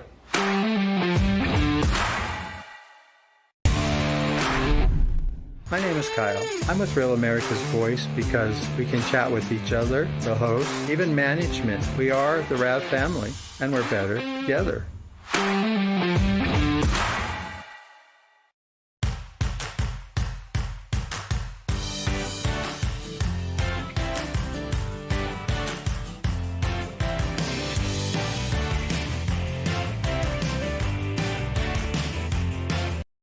All right, welcome back to the Y-Refi Studios. And we're going to tell you about Y-Refi because you know what? SpaceX IPO is happening today. It's up to, so it was offered at originally $135. It's up to $175. So $40 jump. So congratulations to the cafeteria workers, the newly minted millionaire I love that story, by the way. I hope somebody asks us about it. Bunch of cafeteria workers becoming millionaires overnight. That is awesome. Okay. Anyways, but I'm going to tell all of you, if you're an accredited investor, how you can earn 10.25% on your interest on your investment, and that interest is fixed. And that is, of course, with Y-Refi. You can visit them at investYRefi.com or call 877-80-INVEST. Getting 10.25% fixed interest is, I mean, yeah, that's pretty good. Listen, to some points, man, when the economy's going down, you're going to be like 10.25. I'm locked in. Okay. You can invest from 1 to 5 years, or you can spread that investment over those terms to best suit your needs. When you invest in Y-Refi, your interest is calculated daily and paid out monthly. And then you have the choice. You have the freedom to take your monthly interest as income or reinvest it, whatever you choose. We love these guys. For complete details, please scan that QR code, review the private placement memorandum, view the disclosures at your leisure. Invest Y-Refi, investing in America's future. Great, great, great people that run that. All right. Next question. Who do we got up next? Caleb and Michelle? Yep. Welcome to the show. Welcome back, you guys. It's been too long. Where have you been? What'd I say? We've just been busy in North Carolina. It's having come from Minnesota, it is just a little bit surreal that we have a sports team here that's actually in the finals. So, that's been consuming a lot of our time. Fair enough. My question is, Amy Klobuchar is announced that she's running for governor of Minnesota, and she's announced her running mate as the former mayor of our hometown, Fergus Falls, Ben Shire. And I don't know if you guys have been paying attention. Maybe Blake is, but he's not here today. But we're wondering if you think that they picked Ben Shire because either he's buddy-buddy with Tim Walz, or because Fergus Falls just made it on the map because they're the home of the American Idol runner-up, Chris Tungseth. I see. On that. I don't know about this specific story, but I would be more inclined to lean towards option 1 because I think that American Idol is heavily on the decline. I don't know if you saw there was a winner from a couple years ago that was the winner, not even the runner-up, and went back to busking in the subway in New York City to pay rent. So I don't know. I would lean more towards option 1. I don't know what you guys think. The Tim Walz story sounds more believable. What do you think, Dan? I mean, yeah, I don't think American Idol has any relevance. I mean, maybe in politics, small town Minnesota it does. Yeah, maybe. I don't know. Listen, I think that's fine. I think that's probably maybe that factored in minimally. I don't know, Caleb. But, the reason she picked Ben Shire is because he's a white dude with 5 kids from rural Minnesota. So if you're going to win Minnesota, as you know, the margins are actually pretty tight. And there's a lot of bad PR if you're a Democrat out of Minnesota this year. So it's a very transparent play to appeal to rural white voters in Minnesota. So because he's from Western Minnesota, he's small town mayor, as you said. So that's what it's about. She's trying to get outside of the Minneapolis-St. Paul bubble and bring in the rest of the state. Yeah, you can be progressive, but not too progressive. You still need. We're normal people. Need someone from the Midwest, white guy. We're normal people. We have 5 kids. How do you not hate that? Yeah. Well, and definitely, I mean, yes, you're right. Small town Minnesota, American Idol is a big deal. I mean, they had parades, they had all sorts of events because, hey, we have a hometown guy, on the national stage. So yeah, but yeah, I think it's possible. Right. It's both on all 3. With the third one that we offered as well. Yeah, I mean, listen, it probably didn't hurt. Let's be honest. But I'm reading his bio right now. I'm kind of surprised she didn't choose like a Somali though. That might get you more. No, they already got that vote on lockdown. You think the Somalis are at risk now with the Republicans going after them, trying to get the fraud and trying to deport them? They don't need their votes. Yeah, they know who butters their bread. Okay, the Somalis are on lock, and they vote in a block, by the way. So they don't need to play to that. They need to play to the skeptical white rural voters who think they've been taken for a ride, which they have. And this guy, I mean, listen, admittedly, they've been married a long time. They have 5 children. They own and operate 2 small businesses in downtown Fergus Falls, Union Pizza and Brewing Company, and Toast, which I think is another sort of restaurant. So he's been the mayor. I mean, it's a good bio. It kind of rounds out her ticket. So whatever. Okay, but let's ask you guys the debate we were just having with this upcoming race. Are you thinking of voting early, dropping off your ballot, day of? Well, they're in North Carolina now. True. We're residents of North Carolina. Yeah. Well, never mind then. Yeah. Well, they have a Senate race. Yeah. Watley versus what's his name, Cooper or what? We're gonna need all the votes we can get there. So vote early, vote often. I'm kidding, but yeah, Watley's got a heck of an uphill battle. I haven't heard a ton of good news out of that race, unfortunately. And that's North Carolina. North Carolina is a funny red state in the sense that it has a lot of, I think it's like a Democrat governor, Democrat attorney general. Trump won it all 3 times, but it's just a funny state. New Hampshire's kind of like that, where you get. So is Kentucky. Yeah, where you get kind of a mix. New Hampshire's the inverse, though, where it's like locally you get a bunch of red representation, federally you get blue. So, anyways, thank you, Caleb and Michelle. God bless you. Great to hear from you again. Who's up next? Ellie, welcome to the Charlie Kirk Show. Hey guys, thanks for taking my question. Absolutely. What can we do for you? My question would be, what would you say to someone who really wants to travel to AmFest this year, but has never been to a Turning Point event before? Are you thinking about it? I want to, but it would be expensive to travel from where I live, and so I'm just kind of like trying to feel everything out. What part of the country are you in? You can be vague. I'm from Illinois. Illinois? Oh, come on. There's, I guess if you're in Southern Illinois, it's tougher. Go to St. Louis. You'd have to St. Louis or drive up to Chicago, but there's direct flights. Wait, how old are you, Ellie? I'm 22. Okay, I think that you should totally come because there's so many young people that come and meet each other. There are lots of events, so you can get to know people that are like-minded. Social hours, yes. There's breakouts, there's it's a great event for all ages, but I would say the young people that show up and support make friendships that last forever. There's so many cool experiences, booths you can visit, and we do podcasts there, and I think you would have a really great time. I am biased, but I have fun. It will blow your mind. There's no event really like it in the country. You walk in and it's kind of like visual overload, and there's all the media row and people doing interviews, and it's so much fun. And I'm not a guy that really actually likes events, but it's a lot of fun. And we think you should come. I mean, there's not really a good excuse besides the money, but I don't know. If I can be there having contractions at 39 weeks pregnant, you can come. That's a compelling point. Jeez. Guilt tripper. We'll see you there, Ellie. Yeah, we'll be right back. 250 years ago, ordinary men and women did something extraordinary. Hey, Wayne Allen Root, America Speaks. You call in and we talk about it. Your opinions, your comments, your questions. How do you call in? The phone number, 631-309-2225. You call in, I answer, I respond. I love it. The show airs at midnight, East Coast time, 9 p.m. Pacific, but we tape it at 6 p.m. East Coast time, 3 p.m. Pacific. So you call in at 6 p.m. Eastern, and I talk to you, and it airs that night at midnight. The phone number, 631-309-2225. That number is 24/7. You can leave voicemails.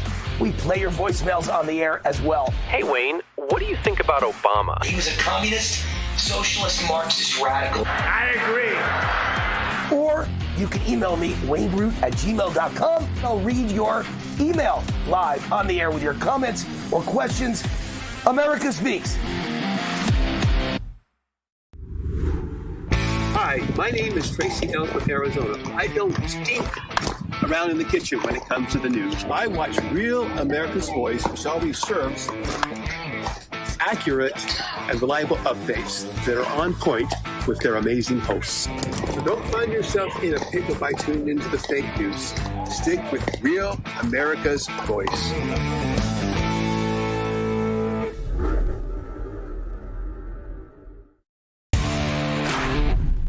It's Stacy from Texas. I watch Real America's Voice because I need to learn, and I know I can get the truth through RAV. God bless everyone, and always love the children. Amen.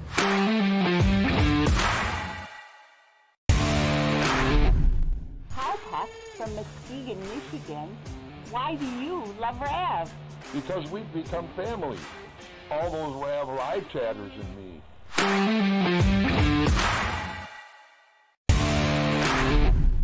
Hi, this is Chris from Colorado. I'm drawbridge in the Getter Chat. I trust no one for my news except Real America's Voice. So if anyone asks, I was never here.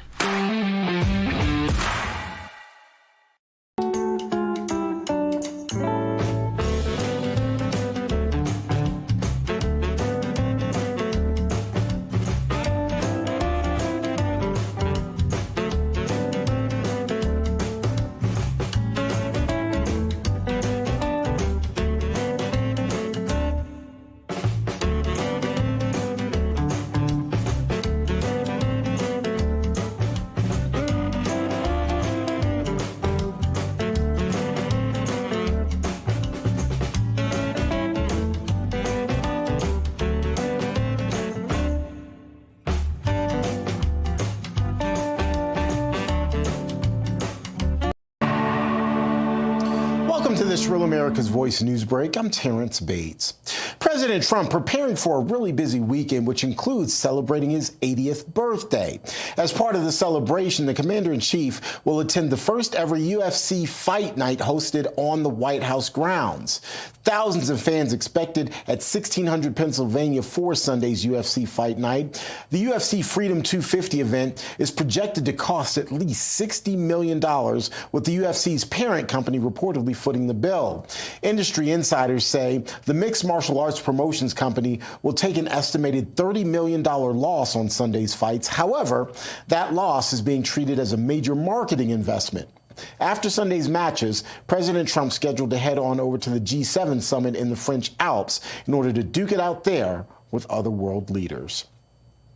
SpaceX's initial public offering is off to a pretty good start this morning after Elon Musk's space company just became a publicly traded company today. SPCX, which is a ticker symbol, opened trading today at $150 a share, marking the biggest initial public offering ever. The reusable rocket company says it's trying to raise $75 billion by selling 555.6 million shares for at least $135 apiece. Musk says he is taking SpaceX public in order to raise capital for what he describes as a, quote, significant growth phase. SpaceX is valued at $1.77 trillion, making it the seventh most valuable American company ahead of Tesla, which is Musk's electric vehicle company. And President Trump says the U.S. and Iran could finally come to some sort of term on a deal to end the war as soon as this weekend. The president's optimism from Thursday may be a bit short-lived, though, as he just posted this message on Truth Social a few hours ago, writing in part, the terms that Iran leaked to the media have nothing to do with the terms that were actually agreed on in writing. With them, there is no such thing as dealing in good faith. They better get their act together fast, he writes. We'll, of course, continue to monitor the ongoing situation. That's a quick check of your headlines. The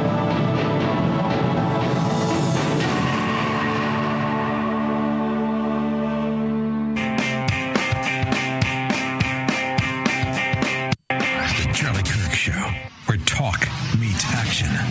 All right, welcome back, everybody. I want to tell you about Hillsdale College. You just saw, if you were watching Hour 1, you saw Dr. Paul Moreno, and you saw the quality of the academics that staff Hillsdale College. And he does, by the way, a number of the online courses. So that you can learn from guys like Paul Moreno at your own speed, visiting charlieforhillsdale.com. What's great, though, they have a new course. It's called Great Books 101, Ancient to Medieval. You can learn about Homer, Augustine, Dante, Chaucer, writers who shaped Western civilization and still speak to the deepest questions about human nature, human virtue, and self-government. The course includes Homer's Iliad and Odyssey, the epic stories of Achilles and Odysseus that have influenced the West for thousands of years. And this summer, Hillsdale College is releasing a brand new course dedicated entirely to Homer's Odyssey. Great Books 101 is the perfect way to prepare for that course that's coming up in this summer. So you can take this, get the primer now, and then they are going to release the entire course on the Odyssey, Homer's Odyssey. All right, Charlie understood that learning was super important. You need to be learning something new every day, really. You need to take time, devote 30, 60 minutes to just filling your brain with good stuff. There's so many people that are poorly educated. It's a real travesty right now in the country. And they vote. But you vote too. And here's the thing. Get smarter every day. Get wiser every day. And you can do that at charlieforhillsdale.com. charlieforhillsdale.com. They have over 40 free online courses taught by real academics. These are real college courses. They're rigorous, they're challenging, but they're accessible to anybody who's willing to learn. You gotta check it out. It is one of the best institutions in America is Hillsdale. Learn deeply, think clearly, lead boldly, carry it forward. All right, who's next? Kyrie, welcome to the Charlie Kirk Show. Hey guys, happy Friday. It's good to see you all and get to talk to you again. Yeah. Real quick, while I have the opportunity, Daisy, I absolutely love your eyes. They're gorgeous. Oh my gosh. And thank you. I'm glad you're on this show today, so I can tell you that. That is so nice of you. Thank you.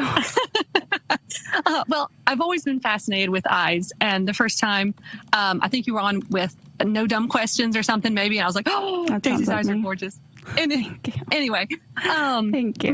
My main question, with the Carmelo Anthony, Austin Metcalf thing this week, I mean, to me, it seems pretty cut and dried. I work at a small shop in a small town. We have like 6 employees. One of them is Black. I consider her a friend. We've always been on good terms. She's a Christian lady. She had not even heard about this story until Wednesday. One of my other coworkers was talking about it, and she was like, "Oh my, what's this?" And oh well, this one boy stabbed this other boy, and oh, that's horrible. Well, then when she found out that one of the boys was Black, she immediately took his side, began making excuses for probably why he did it. The other boy was probably saying something racist to him. Some people don't even know they're racist. It's just the way they're raised. And she got kind of antagonistic, and she said, she got to looking on her phone, she said, oh, there weren't even any Black people on the jury that tried him. And I didn't know enough about the details to come back with facts, but I was so caught off guard. I would love to keep this lady as a friend. We work together, you know. I have been careful. I know she voted for Kamala Harris, but we've always, you know, there's always been a good relationship there at the shop. And I was just so hurt, you know. I want to I'm not great at remembering facts and talking points and coming back to people and thinking fast on my feet. But I really would like to know if you all have some tips. What's something I can say to this lady? Because it breaks my heart when I see people online that don't know any better. But she's so smart, and like I said, she's a Christian lady and so nice. It just seems so obvious. I mean, this boy, Danny, he stabbed him. Are you chomping at the bit here? Am I missing? No, it's more so just like I remember Charlie always said like intentions don't matter when committing a crime. Like just because you're poor doesn't mean you can go rob a bank. Just because someone may like anger you at a track meet doesn't mean that you then get to stab somebody. So I just ask her that and basically say like take race out of it because that has nothing to do with it. Why are you siding with somebody that literally just murdered? Yeah, and why are we making this young man the victim? Austin Metcalf is the victim. He is dead. He got a life sentence here. Okay? Carmelo Anthony's probably going to be out on parole, let's say, in 10 years. Okay? He got a 35-year sentence. He's not going to serve all that. So you do have to hold people accountable when they do bad things. Okay? This was a terrible, egregious thing that has wrecked that family. Wrecked his twin brother. The other thing I would tell you is that you got to check out Sarah Fields. We had her on the show yesterday. Check out her Twitter X feed. She was in the courthouse during the trial. She heard all the witness testimony. Carmelo was asked to leave upwards of 15 times, according to witness accounts. Asked politely and then aggressively, probably. But that doesn't mean that he deserved to die, that Austin Metcalf deserved to die. He eventually was told to leave. He wasn't under his own tent. I don't know why he was so intent on being under there. But then it was a slight shove, instantly killed him. Instantly stabbed him right through the heart. Well, and you can also ask your friend just a simple question of why do you think it was right that Carmelo Anthony was carrying this knife around at this track meet and so easily willing to just pull it out and stab somebody right away? Yeah. He didn't, by the way, if he was just trying to get free from this really aggressive group, which doesn't sound like it was aggressive at all, why wouldn't he just pull it out and say, don't mess with me? No, he pulled it out and he kept saying, you touch me and find out. You touch me and find out. And then he just literally, shivved him right in the heart. It cut him so deep that it cut through the bone and cut his heart. He bled to death instantly in his brother's arms. This should have, at the very worst, this should have been a little fist fight at a high school fist fight, which happens. Boys are going to fight sometimes. But you don't pull out a knife instantly and murder somebody. And there's a broader problem here, the fact that the media and the Democrats are brainwashing black people in this country so badly to think that when a murder happens, you don't know the details. You side with obviously common sense. The person that murdered somebody is obviously in the wrong. But then you find out they're black, and because you're brainwashed so badly, you then think the black person has to be the victim, even though they literally were the murderer and killed a victim. Yeah, and so there's a broader problem here, and we see this with the BLM, but it's still, even though BLM is calmed down, we still see this among black people. The damage really is already done, and it's already baked in the cake. That the victim mentality is a real problem right now. Yes, you will be miserable if you are constantly a victim. And like you said, it's so obvious to read this story and hear about it and know what happened. But like you said, you do want to keep your friend. You believe this person is well-intentioned. And it can be kind of abrasive to go back to someone and be like, well, actually, here's what happened. 1, 2, 3, 4, 5, 6, 7, 8. We have all these facts. But as a friend, I would go back to her and be like, hey, have you heard this? What does this make you think? Is this right versus wrong? And just try to encourage your friend to step out of that victim mentality, because you don't want your friend to be miserable like that. You don't want your friend to always assume that just because someone's black, they are right in this situation. So I think it's worth having another conversation. Or that just because somebody's black, they're the victim. There was a jury pool. So they got this, just so you know how this works.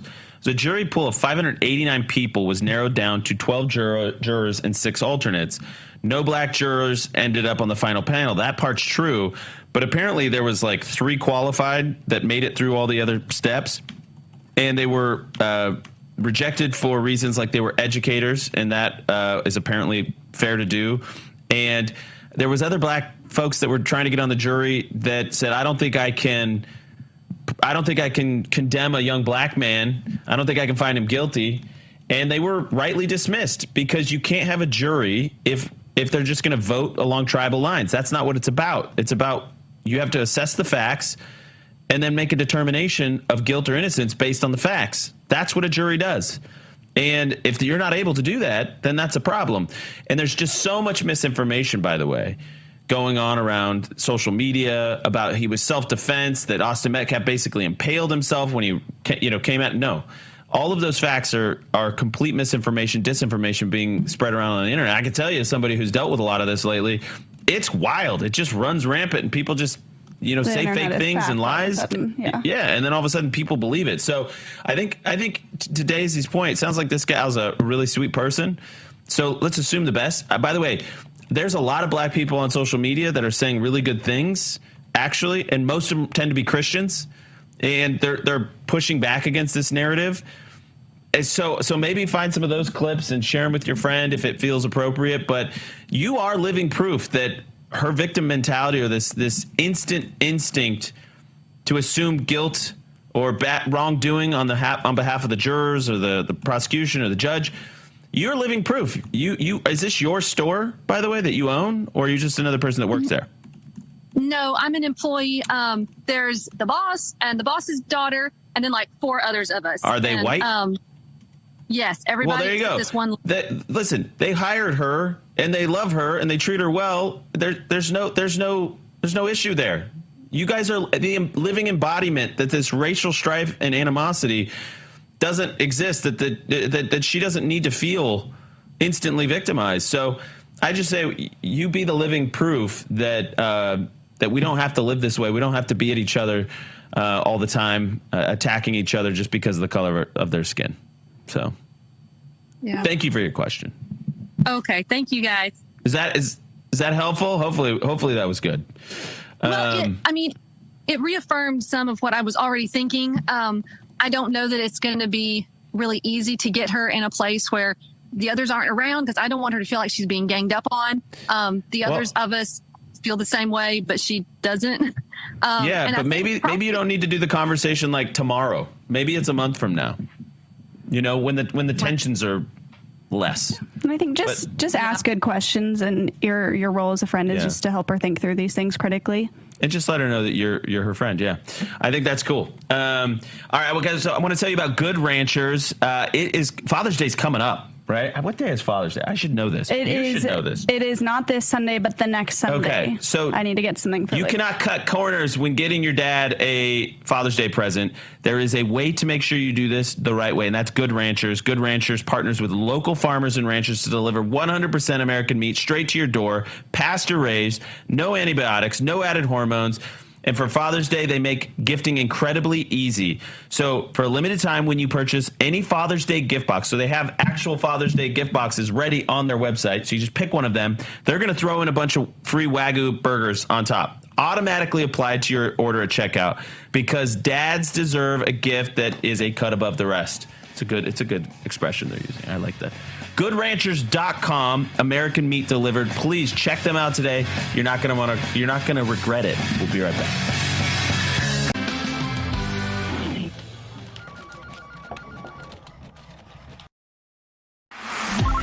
Hey, Wayne Island Root, America Speaks. You call in and we talk about it. Your opinions, your comments, your questions. How do you call in?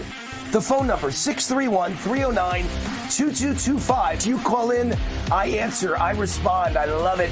The show airs at midnight, East Coast time, 9 p.m. Pacific, but we tape it at 6 p.m. East Coast time, 3 p.m. Pacific. So you call in at 6 p.m. Eastern, and I talk to you, and it airs that night at midnight. The phone number, 631-309-2225. That number is 24/7. You can leave voicemails. We play your voicemails on the air as well. Hey, Wayne, what do you think about Obama? He was a communist, socialist, Marxist radical. I agree. Or you can email me, wayneroot@gmail.com. I'll read your email live on the air with your comments or questions. America Speaks. Hi, my name is Tracy L. from Arizona. I don't stink around in the kitchen when it comes to the news. I watch Real America's Voice, which always serves accurate and reliable updates that are on point with their amazing hosts. So don't find yourself in a pickle by tuning into the fake news. Stick with Real America's Voice.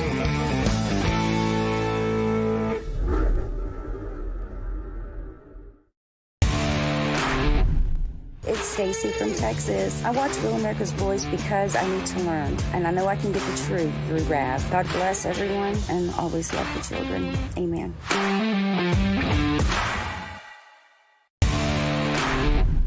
Hi, Pat from Muskegon, Michigan. Why do you love Rav? Because we've become family. All those Rav live chatters and me. All right, welcome back to the Charlie Kirk Show. I want to know this. I want this question from Gina. Gina, welcome to the show. What is your question? Well, I sort of thought your enthusiasm was telling, and you said, "I hope somebody asks about this." Tell us about what happened. To the Yes, workers. So here's what happened. So cafeteria workers, it's the janitors cooks, too. Yeah, janitors, all this stuff. So what Elon Musk has done, so when you're starting a company, cash flow is really tough, right? You gotta keep the money coming in. And so what he did for a long time now, he's been offering sort of below market, so you get paid a little bit less to do jobs, right? And they have fully integrated their cafeteria, so it's not like an outside company. These are actual SpaceX employees, like cafeteria cooks, janitors, all this stuff. And in exchange for taking a little bit less, they get stock options. They get this really kind of broad equity sharing model within SpaceX.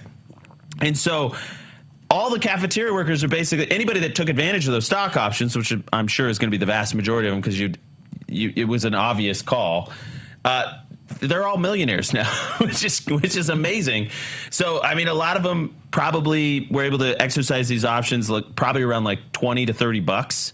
And now the stock is trading at what, like right now it's like 170, 170, 175 or something. So even if they had a pretty small amount of stock, they just made a lot of money. And yeah, estimates have it at about 4,400 current and former SpaceX employees will become millionaires from the IPO. And this group explicitly includes cafeteria workers and other hourly and support staff. So that is unusual, just to be clear, in the space. Normally, these people don't get stock options. You give stock options to your managers, your contracts. When you do a contract with an actual salaried employee, you get stock options as a part of that package. Nope, not in Elon's world. So I just think it's great because everybody goes at, AOC, tax the rich, too many billionaires, Elon's evil, all this stuff. Well, guess what? The way he runs his companies is brilliant. Well, that's because how they're all bought capitalism in. works. Capitalism creates more wealth, and socialism just takes people's wealth. Yeah, that's why they have a problem with it. Elon's a builder, and he makes things, and I love it. So I'm a big fan. So here's to you, SpaceX cafeteria working millionaires. Good on you. That is the American dream. Changing lives, changing lots of lives. That is amazing. Yeah, and the stock's just rip roaring. I mean, I don't know, it might crash a bit or come back down to earth, which is a good SpaceX expression. But yes, I love that story. What's our next question? Kathy Rose. Kathy Rose, welcome to the Charlie Kirk Show. Unmute yourself. Thank you, Andrew. Thank you for having me, and God bless you all. Oh, God bless you too. Thank you. Yes, thank you. My question is, how can I talk with friends who are very, very politically disengaged, even though they're super conservative? I've grown up and been very blessed to be surrounded by a very close-knit Christian community. We've all been at the same church since we were babies, cool. Worked at the same companies, everything. But I think kind of in part because of that, we are so insulated from everything that goes on outside that none of my friends would even know that transgender maybe even is a thing, except for we see these weird, blue-haired, funny-looking people in Olympia, Washington. None of my friends would ever consider anything like an abortion. But then over the last year, like ever since President Trump launched his 2024 campaign, I don't even really remember why, but I started really getting into it. And then watching Charlie's videos, I was like, whoa, this is really important. What is going on with our country? But when I talk with my friends about it, they're like, yeah, I don't really care about that at all.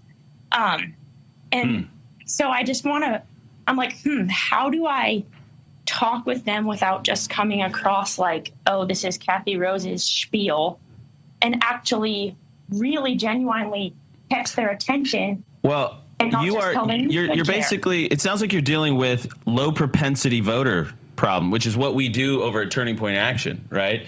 So our whole program is designed to get you and your friends out to vote because we know that you're ideologically aligned, that you believe all the same stuff, but for some reason you are disengaged. And by the way, there's, I think, about 25% of evangelical voters in the country don't even vote. So it sounds like this is your friend group, which it's not good because, you know, especially, you know, they used to say this all the time in the pulpits, like, don't politicize my Christianity. Well, don't politicize my religious experience. Well, guess what? Your politics is getting more religious. They're talking about the very foundation of God's design for male and female. So you have to bring these things home. So what we do is we basically, in a nice way, and I have to watch when these things get clipped, in a nice way, harass your friends, because that's kind of what we do. When we do Chase the Vote, it's like, here's a text. Hey, have you got your ballot in? Hey, have you filled it out? Can I come help you fill it out? Can I help you drop it off? Can we do? And then we bring cookies and we do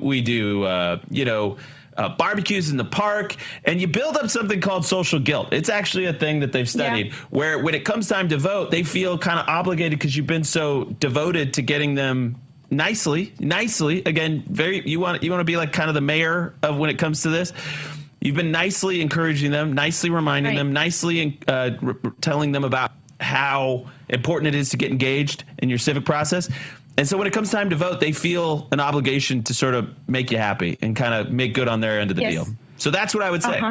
Chase the vote. Thank you. We really quickly have to get to the next question, but I did just want to say that goes back to the conversation we were having with Kyrie about so much of being a good friend is asking them questions and forcing them to think about these things, because when we all have common sense and think of right versus wrong, it's easy to think, oh, this is obviously right. Everyone must think this way. So you might need to get them more theologically engaged and understand what's happening by just asking them questions. Okay, we want to read Mix.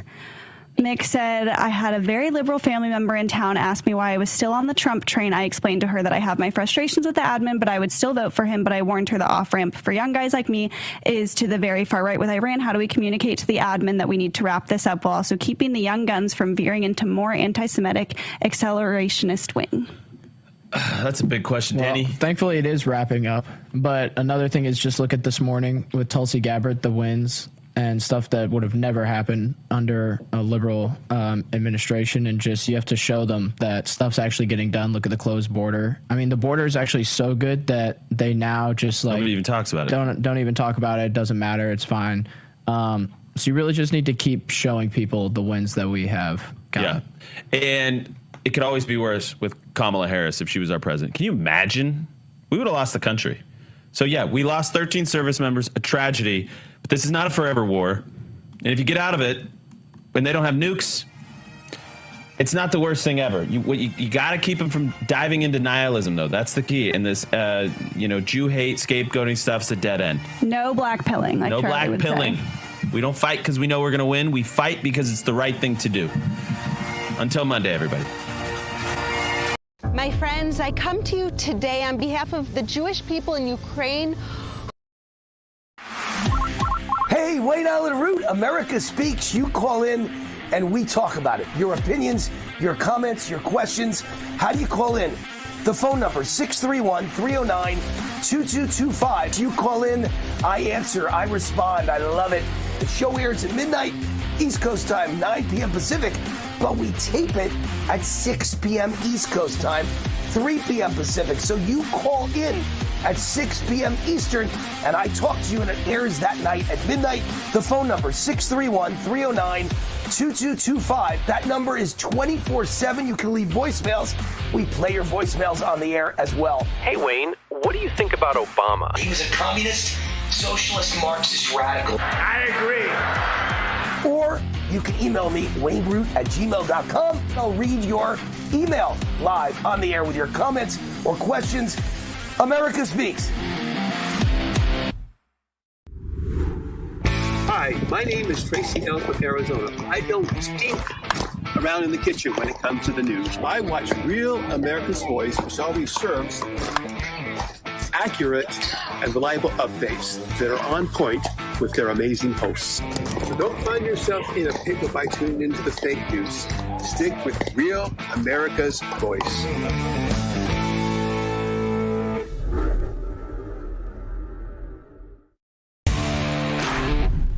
It's Stacy from Texas. I watch Real America's Voice because I need to learn, and I know I can get the truth through Rav. God bless everyone, and always love the children. Amen.